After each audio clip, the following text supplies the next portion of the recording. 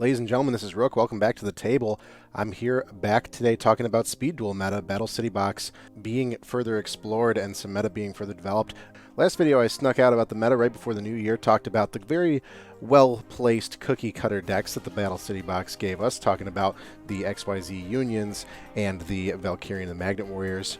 But as people have had more time to play around with these cards and build decks with them, we are seeing an evolution. First slowly, but then all of a sudden it exploded with this meta contender of the Monarch deck, specifically focusing on the inner conflict skill. We are looking at so many different versions of this deck come through, and I have to talk about it just in case you folks are unaware of what this deck is.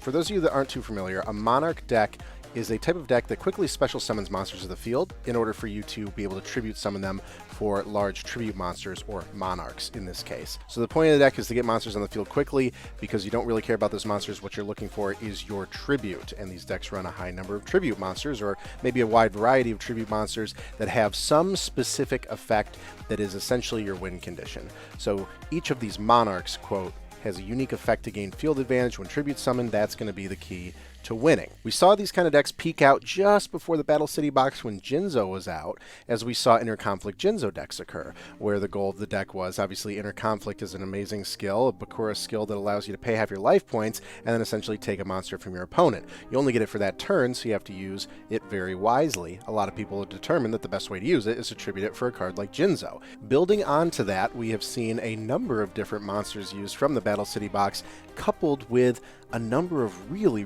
good support cards, whether it be quick play spells or even new traps or some maybe 4-star monster effects that are coming out here. This type of deck really has the ability to be much more creative in terms of what kind of tribute monsters you want to put in this deck, what kind of support you want to put in this deck, because there is so much support. I poured through maybe 8 to 10 of different decks of these, and there's always, you know, just a different kind of trap or a different kind of monster in here. I have in front of me a sample Monarch deck with Inner Conflict that we are seeing today. Now, some of you are wondering, well, why do I care about this? Is it even meta? I want to play my Magnet Warriors. There's no real theme to this deck. Why should I care about it? Well, looking at a couple tournaments that occurred just in the past month, very recently, looking particularly over at the Speed Duel League series. I've linked their YouTube and Discord in the description below. These guys have serious Speed Duel tournaments, and these were very recent. Speed Duel League recently had a series of 106 players. It was something like a $500 tournament that occurred one day, very close to the holiday.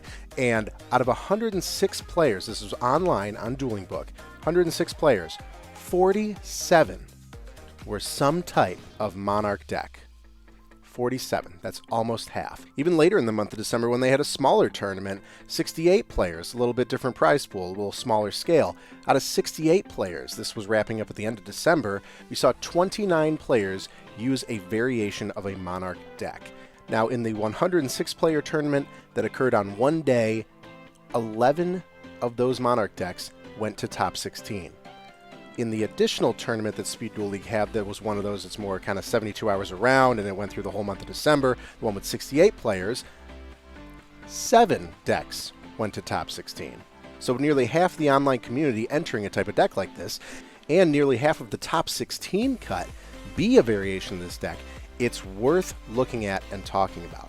I want to shed a little bit more light on what an example deck of this would be, so that those of you that aren't too familiar, or maybe you guys aren't super grinding the Dueling Book right now, maybe you haven't really played too much yet because there's nobody to play with physically, you like to play this game physically, and you're not really in the loop with some of these Discords that are doing all these tournaments. I'm here today to show you and give you an example of how this deck works. It's something that you can present and try and build with your friends. As like I said, it's a very creative deck as opposed to maybe the cookie cutter deck that's something like Magnet Warriors XYZ, which are both very good decks, and I will say that both of those decks also showed up in those tournaments that I mentioned, but the Monarch deck is becoming increasingly interesting to look at and build. Take a look at the example deck that I have here. The skill is going to be Inner Conflict, which is the Bakura skill. I'll put that in the corner there. You pay half your life points, you can take a monster from your opponent. The goal of that is going to be then to use it as tribute fodder for one of your Monarchs. Couple popular monarchs we have here is the Kaiser Glider, which is a 6-star, 2400 attack monster. Notice that kind of lines up with Jinzo and some other monsters that are in the box here. This monster can't be destroyed by battle with a monster that has the same attack, so this can effectively trade with something like Jinzo and won't be destroyed. This is a good reason why a lot of people are going towards Kaiser Glider. There are some other monsters that are 6-star that are 2400, and some that have kind of less attack, so Kaiser Glider is kind of a good choice here. Additionally, if this card is destroyed and sent to the graveyard, you can bounce a card to the hand, potentially on your opponent's side of the field. So a couple good effects here, and obviously with Inner Conflict, you're already taking a monster away from your opponent, so that this makes it a pretty good play. Now, Inner Conflict does have that horrible downside of you losing half your life points, but as we are seeing with more of these decks be played, is that if you get to that situation where you're able to effectively use Inner Conflict, life points aren't really going to matter too much to you anymore. In the meta before the Battle City box, we were seeing things like Inner Conflict right into a tribute for something like Jinzo to be able to attack. And maybe you have a different monster there too, your traps are negated, all of a sudden it's an OTK situation. Now Inner Conflict does state that you can't attack with the monster that you have taken from your opponent directly that turn. But you can tribute, of course, once your tribute monster isn't bound to that effect. So you can, of course, you can attack with something like Kaiser Glider or Jinzo, same turn. So we have Kaiser Glider as a monster here. Also sample, and this is Jinzo. Jinzo's kind of a double-edged sword here. I put some traps in here. You know, obviously Jinzo locks those down, but we're seeing a lot of good traps utilized. So Jinzo is going to stay being a good option here. Now, you will notice they also have some quick play spells in here, which a lot of people are leaning towards running. So Jinzo's not 100% safe. In fact, oh, I got to put in Spell Canceller. That's a that's also a good option. Putting the options in the side here that I'm going to expand on some of these other monarchs that we can use here. But Jinzo in this particular deck sample that I have, that's a good card. Breaker the Magical Warrior is a common card in these decks, and we're seeing two different classifications of this deck. We have Inner Conflict Monarchs and then what's called Apprentice Monarchs. And Apprentice Monarchs might work more with spellcasters specifically. They're going to have Breaker the Magical Warrior in there. They also like to run the Dark Red Enchanter as one of their monarchs. And additionally, they like to use something like 3 Apprentice Magician. Apprentice Magician is a card that essentially just keeps on the field. You have 3 of these. When it gets destroyed, you can basically put another one out. So that continues to give you tribute fuel. So Apprentice Monarchs over here, Inner Conflict Monarchs over there. It's essentially a very similar version of the deck, but we wanted to just kind of classify it a little more in depth. So Breaker the Magical Warrior is prominent in both of these decks, and of course I've mentioned this on my Staples video that this is a card that I've loved ever since I played the game back in like 2010 when I was playing. If it's normal summoned, you place spell counter on it, so it automatically starts at 1900 attack, which is the highest attack for a 4-star monster right now, except for Zombira. You can remove the spell counter if you want for the magic removal, so it still puts it at 1600, so it's still a viable monster while at the same time you have the magic removal, or you can keep it and have a 1900 attack monster. That's a great thing about Breaker, is the choice that you have. And you can completely tailor this card based on the situation that's in front of you. So Breaker is going to be a fan favorite, crowd favorite, a staple. Definitely want to look at that one. Additionally, talking about choice, Charging Gaia the Fierce Knight works really well in the Monarch decks. And the reason why is because you can normal summon this without tributing. The attack becomes 1900. But since this deck is so geared towards tributing monsters, depending on your situation and what's going on the field and in your hand, it might be worth tributing for Gaia. Charging Gaia would be at 2300 if you were to do that. So a lot of people like to normal summon this for 19, another just strong 4-star monster, but it does give you that option, so we're seeing Charging Gaia be run in these decks as well pretty frequently. Moving forward, we're seeing some cards that we're familiar with already. Sphere Karibo is continuing to prove to be very solid defense. It is the best hand trap in Speed Duel right now. Drop it to the grave, the attack doesn't happen. I'm sure that you guys are familiar with that one. So Sphere Karibo, another good example of a card that's in this deck. Sphere you can really throw into any deck for some good defense. Moving on to spells, we have Book of Moon, a quick play spell. I can't say enough about Book of Moon. I've been talking about Book of Moon so much, but people are leaning more towards these quick play spells because they go around something like Jinzo. And that's why I just added Spell Canceller in that side there that we'll look at. But Book of Moon flips in it face down. It's not a trap, so Jinzo can't say no to it. You can use Book of Moon effectively. Very good defense. Additionally, people are really leaning towards Shrink. We're seeing Shrink a lot. And it's clear the reason is because it's another very effective quick play spell that essentially it acts like a trap. Like the effect that it has is very trap-like. You target a face-up monster, half its original attack. Catch your opponent off guard. Maybe they have Jinzo, think your back row's traps, and you're going to be helpless against this attack. Shrink catches people off guard. People are constantly figuring out and trying to figure out how to play around a card like Shrink. That card's not going anywhere either.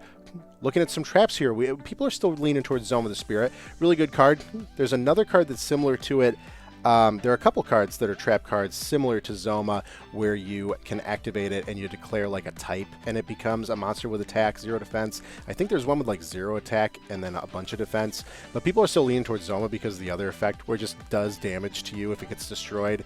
So Zoma is still sticking around and kicking for sure. It's a good trap there to have. Got a Dust Tornado in here just because I've seen some magic removal. Some people are staying away from magic removal because they have, you know, you're running 3 Breaker. You don't really need a Dust Tornado, but we are seeing Dust Tornado in some of these decks. So that's going to be your magic removal. You're like your hard magic removal of choice still. We are seeing Dust Tornado.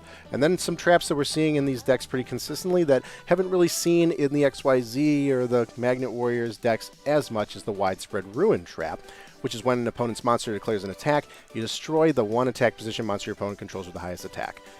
It's really good defense. I don't know what to say. It's very point blank, very straightforward. If you're not playing against Jinzo, this is going to help you very well. Looking at the side deck for some additional Monarchs that we can see being played in case you don't want to do the Jinzo deck. Everyone's doing the friggin' Jinzo deck, and you want to try and spice things up and do something else. We do have a literal Monarch here, which is in the box. Grand Marg the Rock Monarch, which is a good 6-star rock effect monster, 2400 attack. You notice that goes toe-to-toe with Kaiser and Jinzo, so Kaiser wouldn't be destroyed by this. But if this card's tribute summon, you target a set card on the field, destroy that target. So this is giving you some extra magic removal there. Grand Marg Rock Monarch, interesting choice there. We're looking at Freed the Matchless General. We've seen Freed be used here. Now this is leaning more towards Warriors, but you can certainly use it. It's got a really good effect on the field. So it negates any spell effects that target this card on the field when it resolves and destroy that card. That's going to hit your Book of Moons and your Shrinks.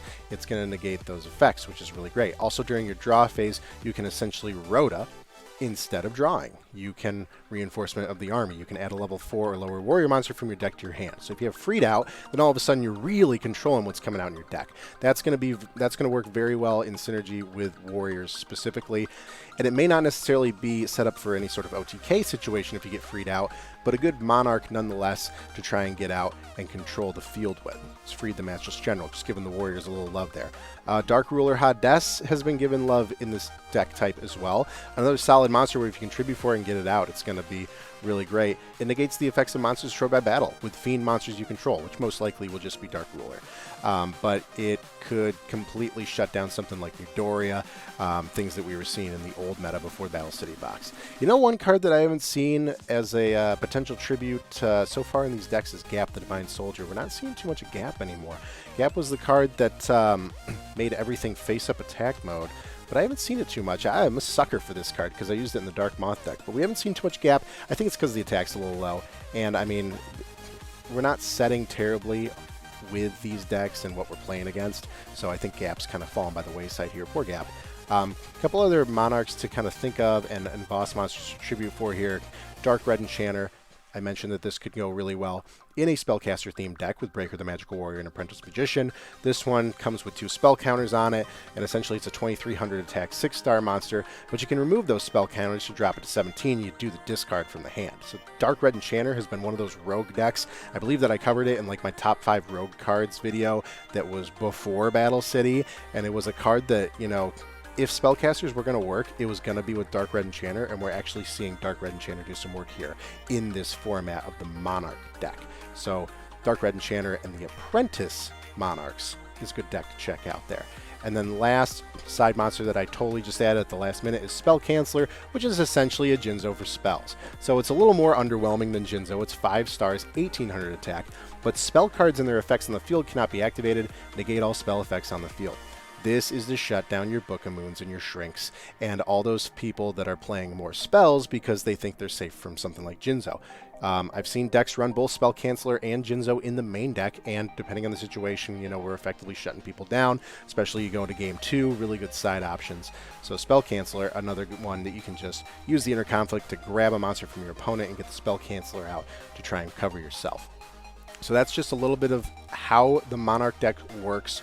There are some super elite online community members that know this top to bottom and have played it a lot, including in these series by the Speed Duel League, for example, is online tournaments that have been occurring. But like I said, I think that one of the best parts about this deck is the fact that there is a lot of creative control with it, and there are some stupid you just got the win like OTK situations here with the Monarch decks and with the different boss monsters you can get out so easily with a card like Inner Conflict. When you think about something like a mirror match against decks like these and say that they both Inner Conflict already and they've both got shut down by certain defense that you might have, it turns into a real slap fest. You know, once Inner Conflict's out of the way and we're not just grabbing something to tribute, it's a pretty fun time from the few decks that I've tested with. So this is a good one, definitely going to be in the eye of the meta. As I mentioned, the stats don't lie. Looking at Speed Duel League, which is really the forefront of tournaments here, in addition to Yu-Gi-Oh! Legacy, which I covered in my last video on the meta right before the new year. These guys are the places to be to really try and grind out and figure out what decks are working, especially since you can't play with your friends like right now. Speed Duel League is very consistent on doing a win-a-box series, typically once a month, and I believe that it's free entry every time. So they just did this $500 crazy tournament. That's the one that had 106 players, and I believe there was an entry fee for that. But most of the time, the Speed Duel League win-a-box series is a free entry. The guy who runs it on the Speed Duel League channel, Alam Lion, the guy's a total sweetheart. He just wants people to get a feel for the game and get better at the game and evolve these decks in this meta. So, you know, I always lean heavily towards these guys that are doing the tournaments and share the love for them. So those links are in the description below if you want to check those out. And there are a lot of other boss monsters that can be used here that I'm sure I didn't cover. Even if you go all the way back to the beginning, I mean, what about dinosaurs? What about gravekeepers? Can we use Inner Conflict coupled with some of this new utility and defense from the Battle City box, and can we kind of revive some of those archetypes, you know? For this one particularly, I'd be very interested to know what you guys think. But most of all, I wanted to ensure that this deck was brought out into the open and that people are talking about this deck more, because sometimes it's easy to kind of have this deck kind of go and be just an online community thing, especially for those that aren't playing online so much. This is a deck that is proving to be very consistent, and it's pretty fun. So if you're looking to be more creative, here's your Monarch deck sample. Thank you so much, guys, for watching. If you enjoyed this video and found it informative, please feel free to hit that like button. And, of course, subscribe for more. At the time of recording this video, I believe that I'm approaching the 1,000 sub mark. So I appreciate all of your guys' support for getting me this far. It's been a wild almost 2 years of doing this and doing the Speed Duel content, and it has been an absolute blast every step of the way. Even though we can't play in person anymore, still finding a lot of great things to talk about and things to cover in the Speed Duel community and format. So thank you guys, and I will catch you later.